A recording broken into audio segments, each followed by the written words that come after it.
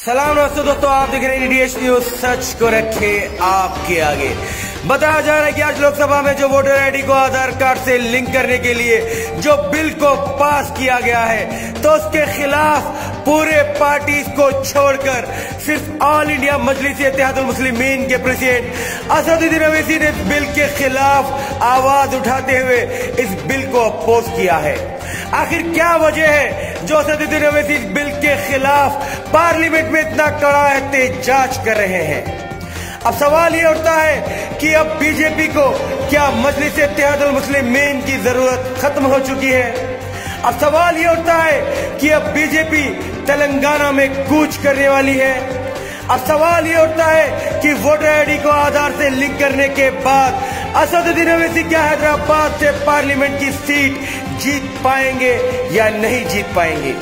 अब सवाल ये उठता है कि अगर आज सेंट्रल में कांग्रेस रहती तो कभी ये बिल पास होने देती या नहीं होने देती? तफसीलात के लिए आइए देखते हैं डीएच न्यूज की ये खास report. That judgment of Supreme Court. Sir, एक हिंदी में जानना चाहेंगे, जो आधार की बात आ रही है वोटर की, वो कैसे देखते हैं आप? आपने इसका अपोज भी किया है। देखिए, ये बिल जो सरकार ला रही है, ये सरकार के लेजिस्लेटिव कॉम्पिटेंस को, इनके इख्तियार नहीं, लेजिस्लेटिव कॉम्पिटेंस इनके पास नहीं है, क्योंकि सुप्रीम कोर्ट ने पुट्टास्वामी जजमेंट में बात कही। दूसरी ये कि वोटर आईडी को और आधार को आप लिंक कर रहे हैं, ये प्राइवेसी के खिलाफ है, जो सुप्रीम कोर्ट ने पुट्टास्वामी में कहा प्राइवेसी फंडामेंटल राइट है। तीसरा ये है कि आधार का ऑथेंटिकेशन जो मैंडेटरी बनाया जा रहा है, वो सुप्रीम कोर्ट ने कहा कि आधार सिर्फ वेलफेयर स्कीम्स के लिए इस्तेमाल होगा।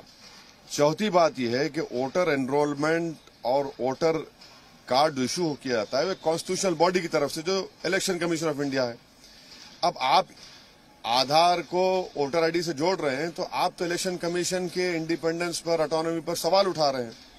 आखिरी बात यह है कि ये अगर बिल कानून बनेगा तो कल मोदी सरकार इस कानून के जरिए वोटर्स को सप्रेस करेगी, डिसएनफ्रेंचाइज करेगी, उनका वोटर प्रोफाइल बनाएगी और डिस्क्रिमिनेट करेगी बेनिफिशियरीज जो गवर्नमेंट स्कीम के होते हैं। और इसका नतीजा ये निकलेगा कि जो हमारे पास प्रिंसिपल है सीक्रेट बैलेट का, यूनिवर्सल अडल्ट फ्रेंचाइज का, फ्री एंड फेयर इलेक्शन, सब खत्म हो जाएगा। भाई, प्राइम मिनिस्टर का ट्विटर अकाउंट बचा हुआ नहीं है, क्या बात कर रहे हैं आप? आप तो इलेक्शन कमीशन के लोगों को बुला लेते हैं, समन करते हैं, तो ये क्यों कर रहे हैं? गलत है ये हर चीज के हमारी जमहूरियत के लिए ठीक नहीं है। इलेक्शन से पहले इस तरीके करना कोई शक और शुबा पैदा करता है?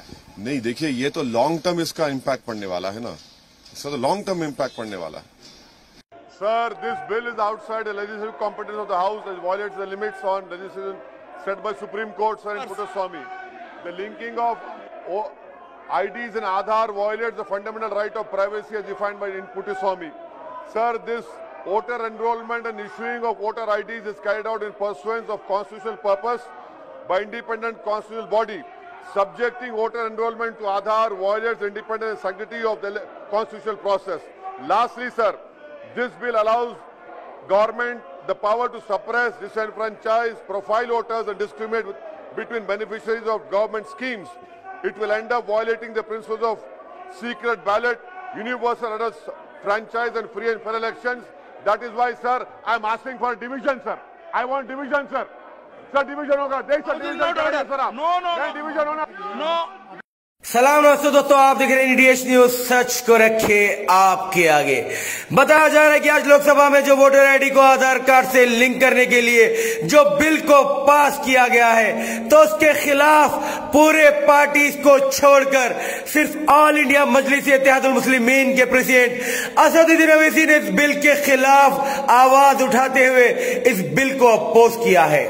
आखिर क्या वजह है जो असदुद्दीन ओवैसी इस बिल के खिलाफ पार्लियामेंट में इतना कड़ा एहतजाज कर रहे हैं? अब सवाल ये उठता है कि अब बीजेपी को क्या मजलिस इत्तेहादुल मुस्लिमीन की जरूरत खत्म हो चुकी है? अब सवाल ये उठता है कि अब बीजेपी तेलंगाना में कूच करने वाली है? अब सवाल ये उठता है कि वोटर आईडी को आधार से लिंक करने के बाद असदुद्दीन ओवैसी क्या हैदराबाद से पार्लियामेंट की सीट जीत पाएंगे या नहीं जीत पाएंगे? अब सवाल ये उठता है कि अगर आज सेंट्रल में कांग्रेस रहती तो कभी ये बिल पास होने देती या नहीं होने देती।